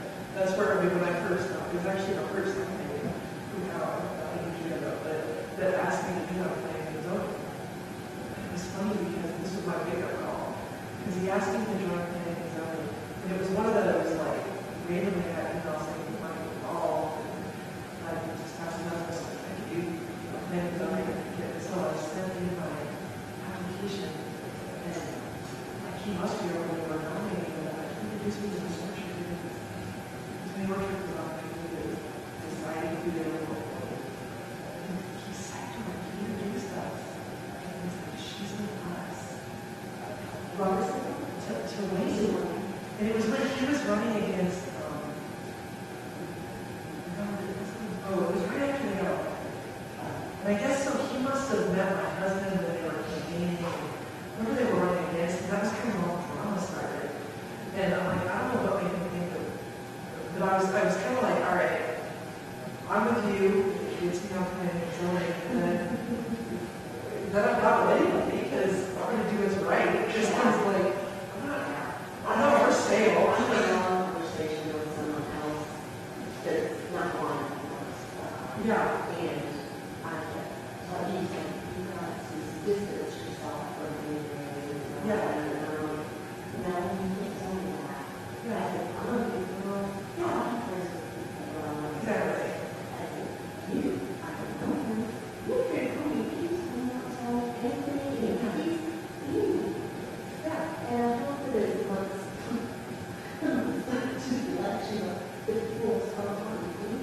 yeah. And it was, the officers had office. They can see you. They don't know. Yeah, it's cool. I want to know. No, that's what it is. No, that's where, I mean, I want to know. For a while, I really didn't like Robert, but I mean, until I was like, now, like, he makes some valid points. Yeah. It's one of those, you don't watch. It is. And it is. Yeah. Very solid. And so it's just like, too much. Yeah. You make a good point, and then you need to shut up. You're not very long. Yeah, it's funny. So it's just, but again, it's like that's the side of going on politics for you know that. They're like, elect me, put me up there, but I'm not, this is my ideas, I'm not contributing to that. You live in that crap. I can tell you right now, I do a great job. But if you do it really or not, because I'm the, you know, and I didn't do the best, I'm not confrontational all the time. Yeah. You'll be smart. Yeah.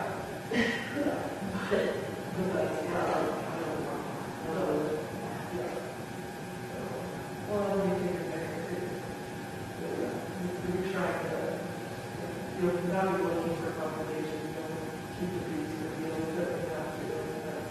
Well, no, like the conversation goes on from this podium to that, and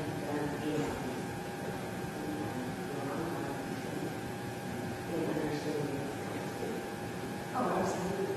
Yes, I know different people together, and so let In the public forum, that's, I think that too. If you don't raise it, I do like a lot of sorry members of the public, if you agree with something with them. That is another way. that is not very good. And probably makes them a little bit, even if they don't like, okay, positive reinforcement. No, that's, yeah, that's a better way to approach it.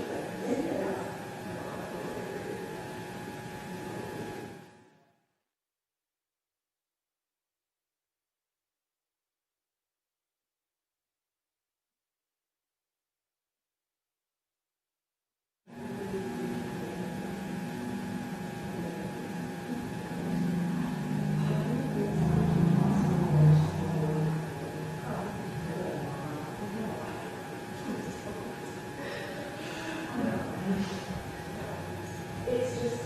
I just think we can get out of more opportunities. I don't know what the coronavirus is going to happen. Yeah, well, I don't know what I just, I don't know house. No, I don't really want to house, but yeah, I want to fund, it's like anything you want to do. well, that's what Mr. Berger was talking about, accelerating, getting that done in 6 months, and we're like, what are you going to do for outreach in the next 6 months? I'm working on text out right now, trying to plan a huge public meeting in October, and we have to offer it virtually already. Virtual public meetings are already right here. So I'm thinking about this comprehensive plan, and I'm like, we can't rush it because we have to give the public the opportunity to participate. And if we do it while people are still afraid to come out, we're just going to get slaughtered later for maybe this through, well, we couldn't come give you our opinion. So, that's kind of all I do is virtual meetings. Like, I thought I'm on camera all day.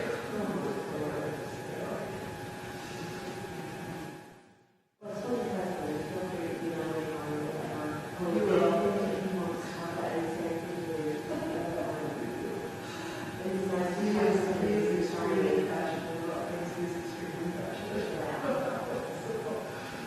There's the other reason the president is here. Yeah, I can hear it. He does need public speaking.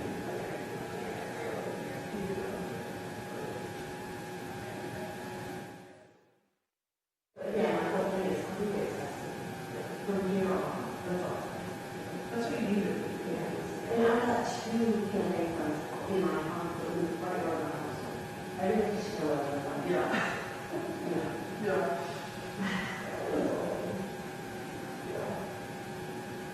I don't think you should figure it out.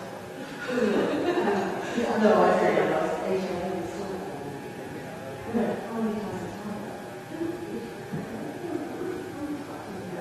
That's how you get into the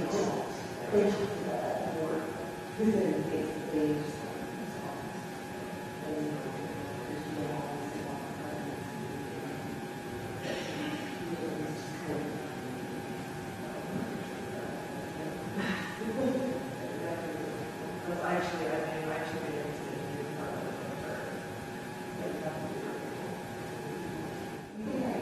oh, I think, yeah. You know, I'm going to be for 90 minutes now. So then we were kind of stuck sitting here chatting with each other. Like, yes. No, I was telling you the truth at this point. So, no, I get that vibe from you. But you definitely are. So, I'm just trying to think how you can get that out to. Well, I'm going to do a call on the other side.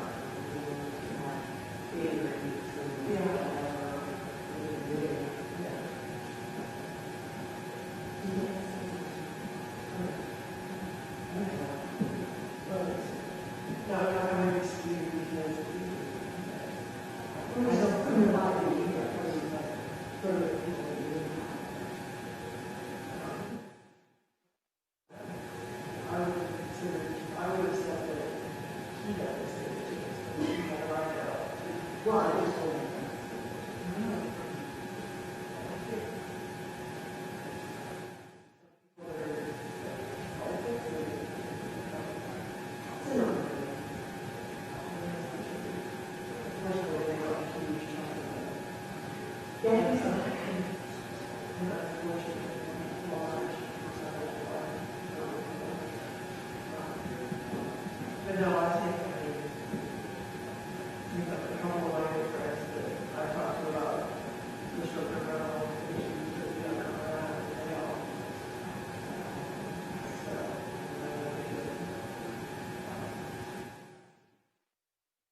yeah, I think that's the way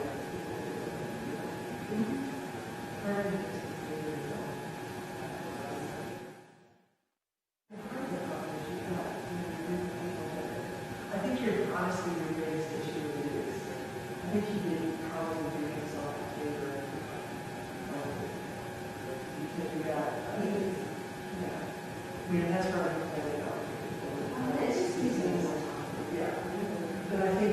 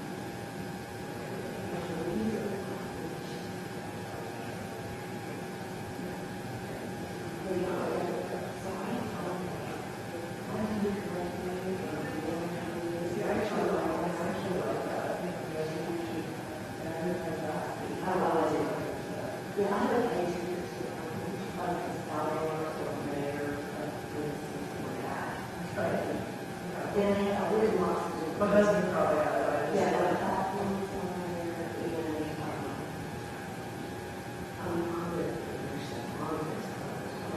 No, absolutely. No, absolutely.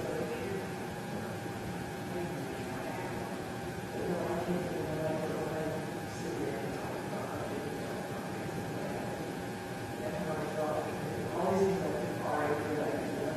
I'm just concerned about the assistant city secretary asked me about considering being on that development in addition to plans and zoning. Right after she told me that the chair of plans and zoning was not determined, which was really not, it was not a concern, because it was up at the beginning of this month. And I'm vice chair, so I'm chair of that. And then she was talking about economic development, and she said, we could do both. And I was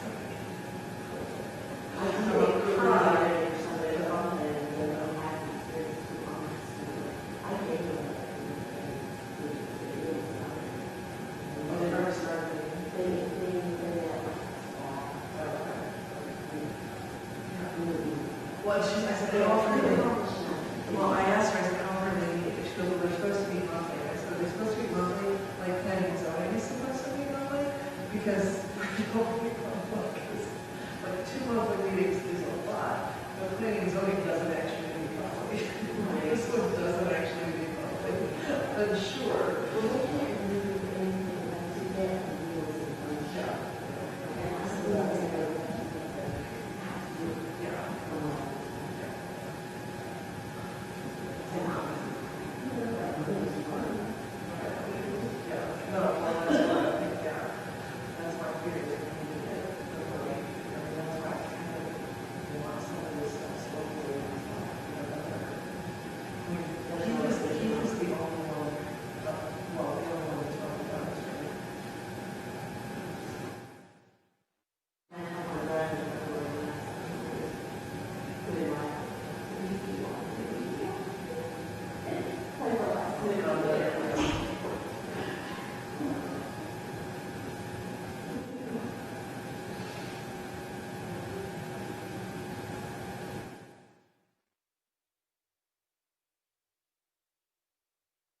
Honestly,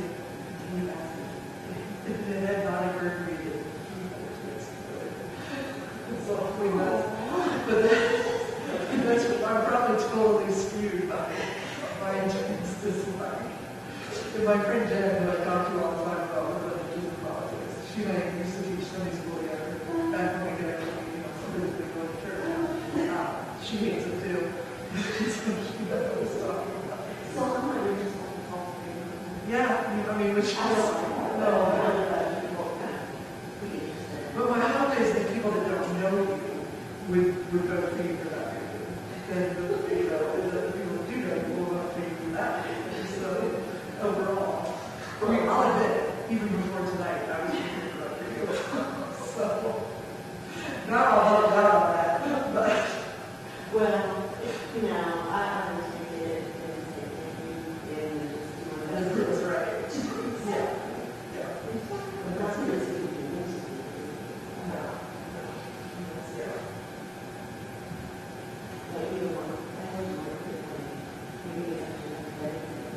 For land.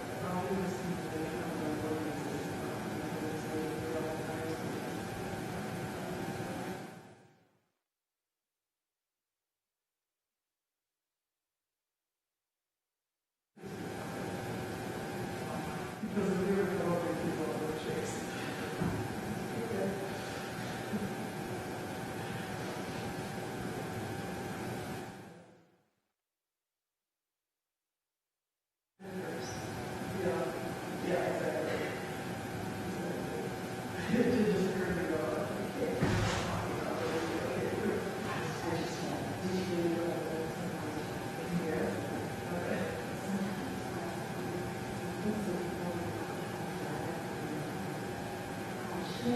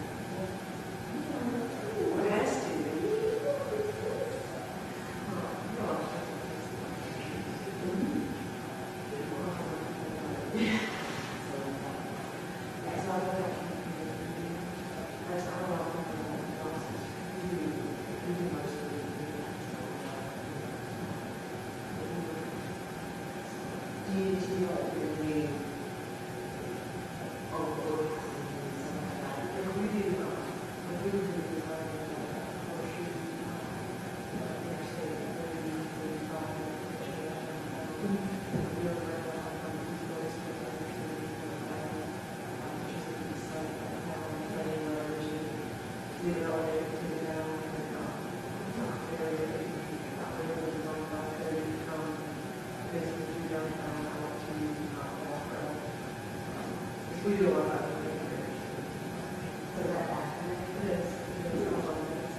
Oh, I say all this, yeah.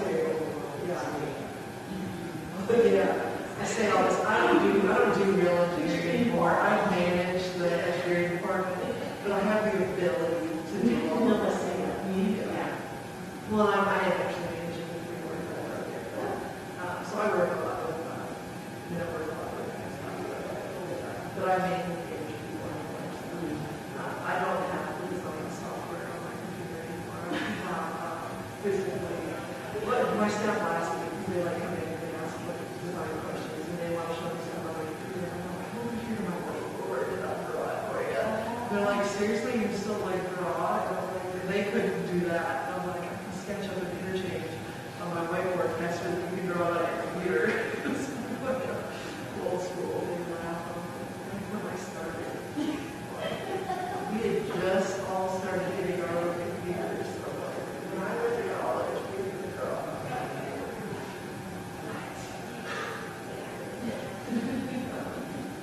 But yeah, so I do a lot of work with that stuff.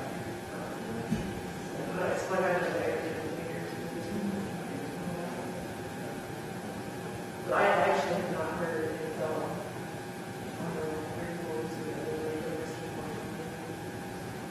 I was always staying out to a 5:20 meetings, and I didn't really, well, I did that the whole month, whether I'm going to care, that's my opportunity to interact with my clients too, so.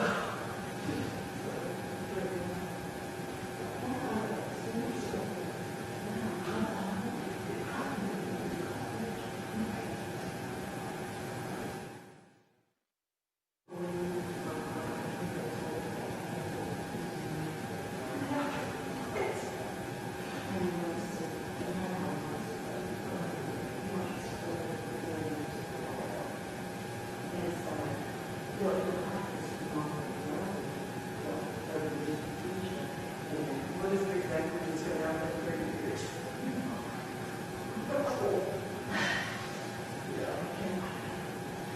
You say, so are you a person of maybe type development, or are you a pro? Then I'll still support you which one. Yeah, or that I would still support your candidate.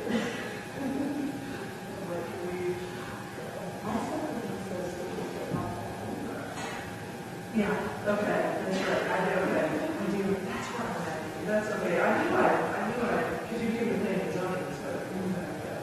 Yes. I do, okay.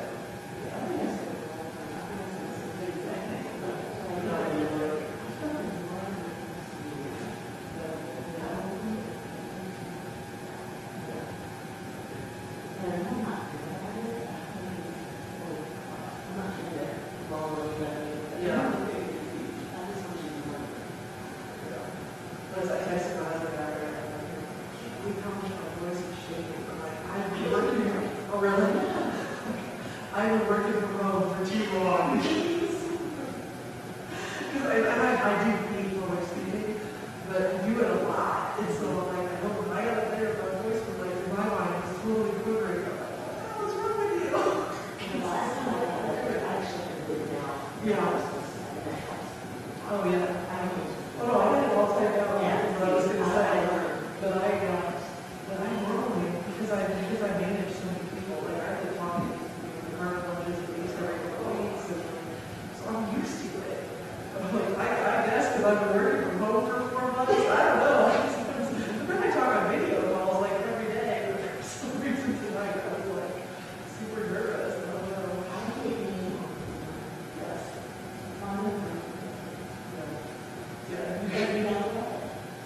By the time you get it now, or by the time you get it, yeah. But you ask for it,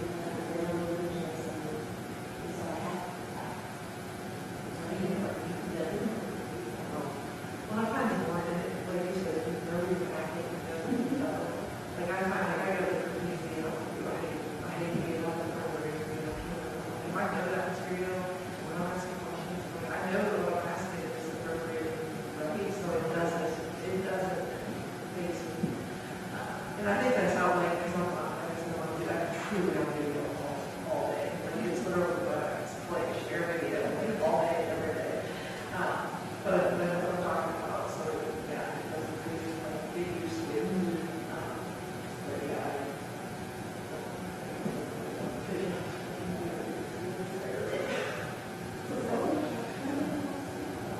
I think I did it. I don't know how to do it. I'm so glad I did it, because otherwise we would just be looking at it out, we're the same. And I think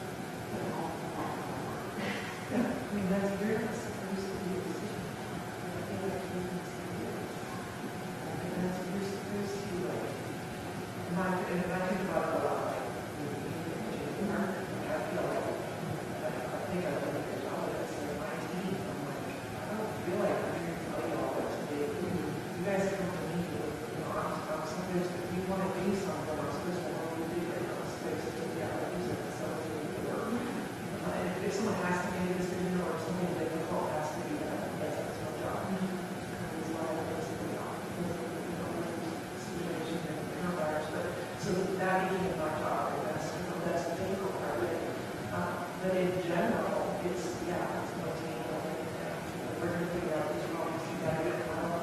If no one else can come up with a solution, does it fall on you? Yes. But that's not where we start. We're doing on that.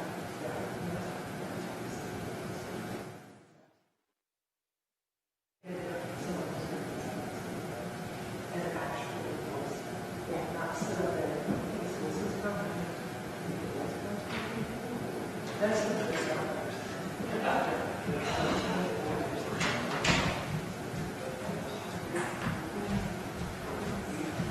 You guys solving all the problems in the world right now? That's some really long-winded people.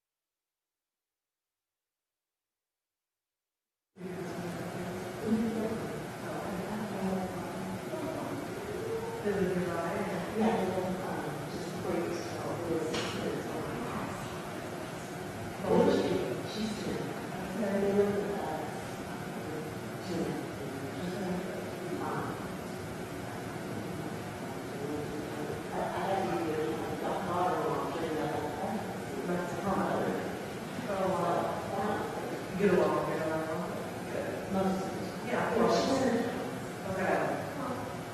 Sounds good, of course. She knows that, and that's not her. She wants that.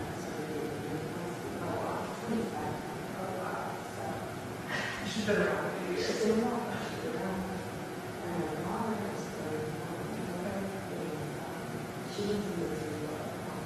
Oh, wow.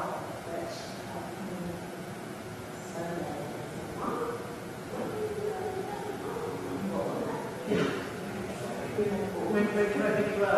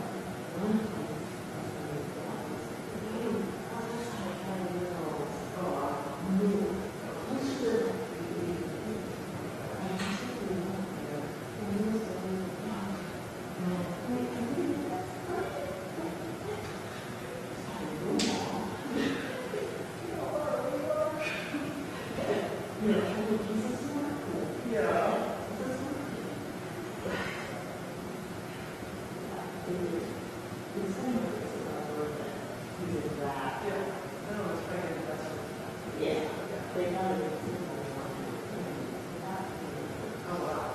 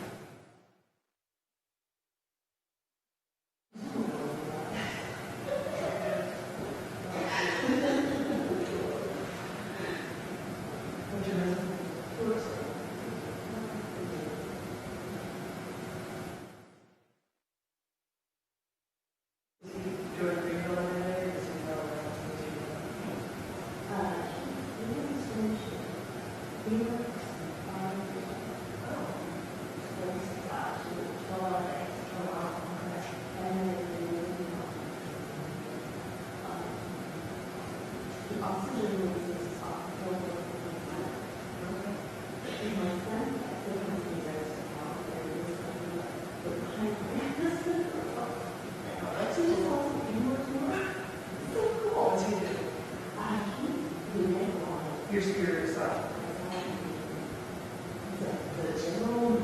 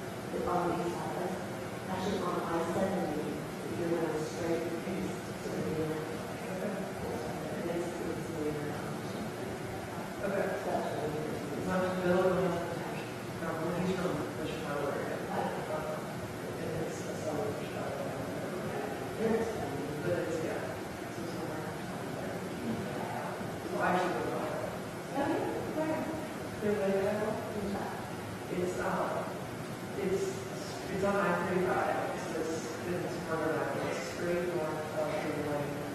It's like halfway between the Wayne and Minneapolis, like 10 miles, but yeah, 10 miles south of the Minnesota border. So anyone who's driven from Des Moines to Minneapolis, it's the McDonald's halfway between. There you go. Oh, okay.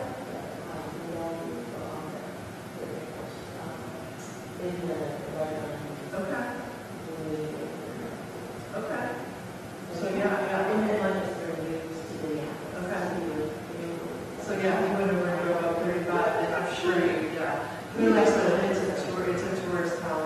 Clearly, is where the Buddy Holly and Big Buffer and they're reaching out and it's the Palomba, it's where the crash. So that's what we're having for. So yeah, my dad is always thrilled because his office was right behind the surf water and where they go out to the city. So I think it was like Oxford College. They renamed the street. His office was not like that. It was like, so all my business partners said, like, okay, so we were like, but it's a very much a tourist town. I think the permanent population is like 80,000. The summer population is like 80,000. So. Is that a start? Can you go to one? Well, there's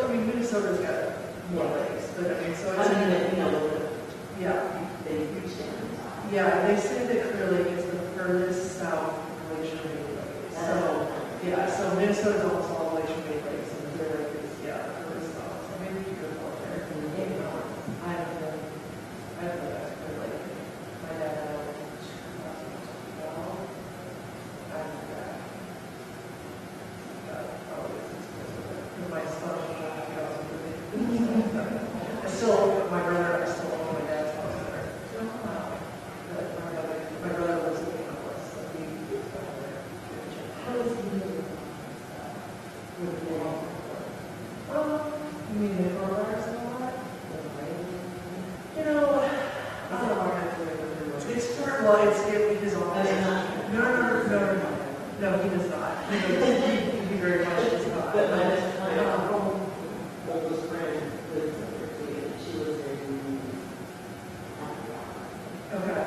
And Apple Valley is a far southern suburb. My brother lives on a far western suburb. So his home is very far away from what's going on. And he had been working with him in the coronavirus. And his company, he runs a branch of a logistics company that basically he deals with truck drivers. They manage loans. Okay. So he sees trucks and that's who he works for, and they find loans and find truck drivers to move it. But since most of what they do is virtual anyway, they pretty much put all their staff at home anyway. So he was still working at home. His office in downtown Minneapolis was right in the park. So they uploaded it down. So their office building was sustained a lot of damage. Now his office was like on the floor or something. So I assume he was no. So he's not been into downtown Minneapolis at all. At least it's all this way. It's not in the last few days, so he's pretty much been at home. He's been very, they have a young son as well. So he's been very much, he's like, I can work from home, why would I go in? So I don't think he had any intention of going in anytime soon due to coronavirus. Anyway, so he's kind of resigned to working independent for a while as it is. And I think things have cooled down there some, but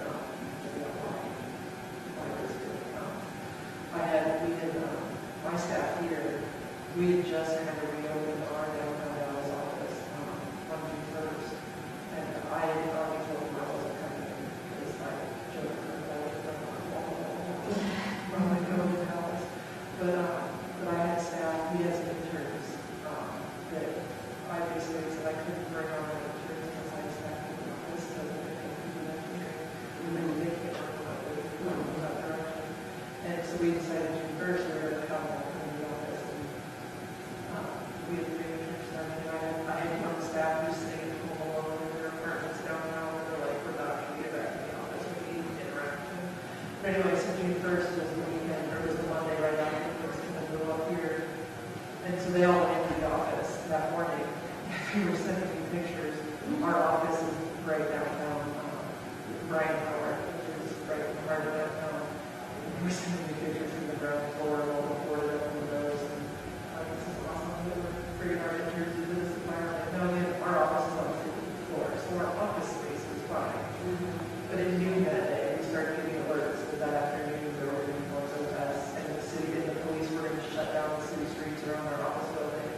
So at noon that day, I didn't call our staff to get out of there. And so our interns, all my staff has laptops, but they don't have monitors back because they don't have that stuff all for months. And we have an office in Plano, but none of my young staff likes to work there. They want to be downtown. But I basically call them on like, you guys need to take your equipment and go to Plano or you can go home.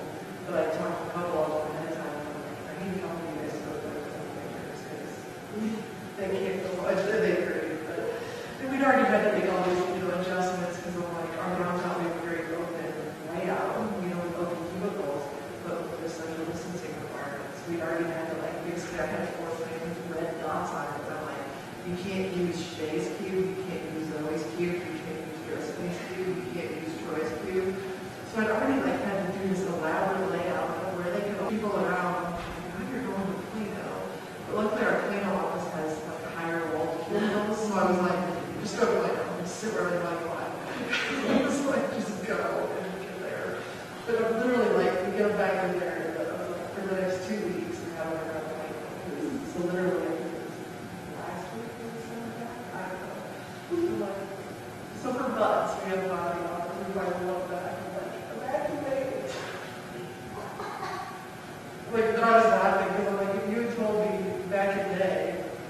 I sent the employees back into the office, the coronavirus was going to be my biggest concern. It's a little crazy. But with that, it was more, they weren't going to be able to drive out our parking garage. Because where our parking garage comes out right under Ross, like Ross was one of the major streets that the police said they were going to shut down. Like, you're literally not going to be able to get out of the garage. So literally I called them and like, you guys got to get out of there by one. Like, get out of there. I told my most senior guy that was in the office, I need you to follow the interns and make sure they know how to get out of downtown. Because downtown Dallas can be confusing if you don't know how to drive. Like, I need you to make sure they physically get out of downtown, not just the office. I was like, okay, Mom. Like, don't mind me. Get them out. Like, these are college kids. I feel responsible for you. You need to get them out of the office. Mom me later. And I'll just save my ruffle and all.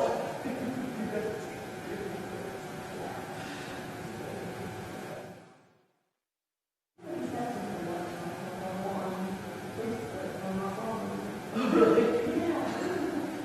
It's real.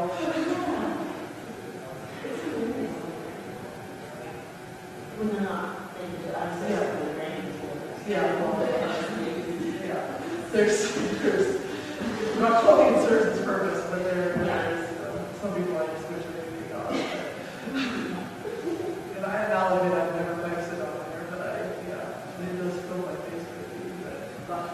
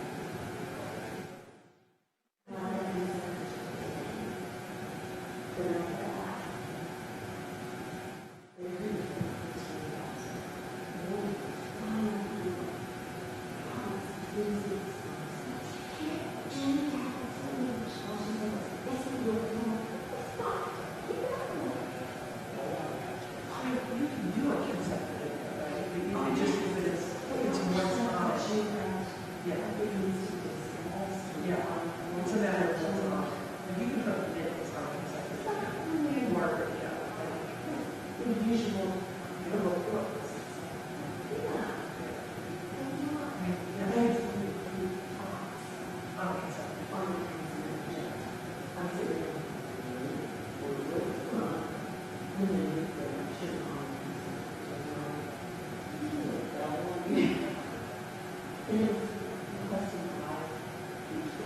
sure it was.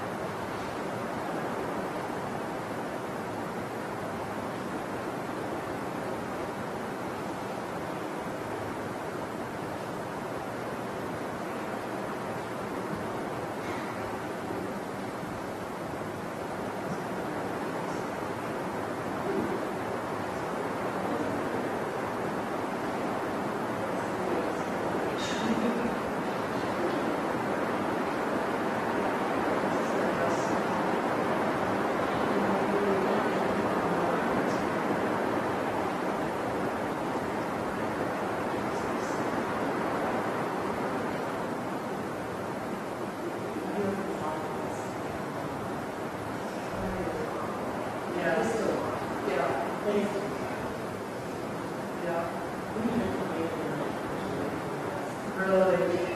What's happening?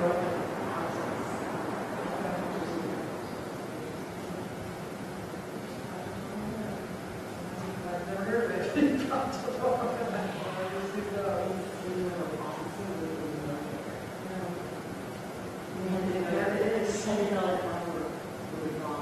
Oh my goodness. Even when the airport plays there? I bet it looked like we did.